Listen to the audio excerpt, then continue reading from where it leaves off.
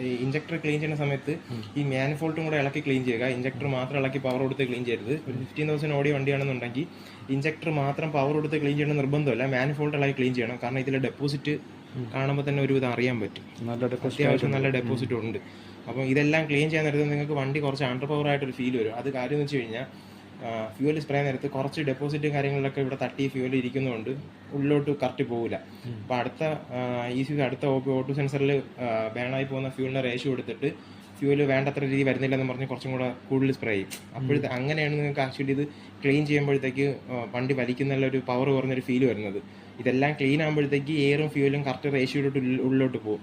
അപ്പം ഈ ഫ്യൂവൽ പറഞ്ഞേക്കുന്ന ഫ്യൂവലിൻ്റെ ഇത് മാത്രമേ കിട്ടുള്ളൂ, അല്ലെങ്കിൽ അതേ കിട്ടുള്ളൂ. പക്ഷേ ഇത് കുറച്ച് നമുക്കിങ്ങനെ പറ്റിയിരിക്കാൻ നേരത്ത് അവിടെ പറ്റിയിരിക്കും. അപ്പോൾ മൈലേജ് ഡ്രോപ്പ് അങ്ങനത്തെ കുറച്ച് കാര്യങ്ങളൊക്കെ വരും. അതുകൊണ്ടാണ് നിങ്ങൾക്ക് ഇത് ക്ലീൻ ചെയ്യുന്ന വണ്ടികൾക്ക് കുറച്ച് പവർ ഡ്രോപ്പ് ആണെങ്കിൽ ഫീൽ ആവുന്നത്. യൂഷ്വലി ഒരു 2000 കിലോമീറ്റർ ഓടുമ്പോഴത്തേക്കും അങ്ങ് സെറ്റ് ആയിക്കുള്ളൂ. അത്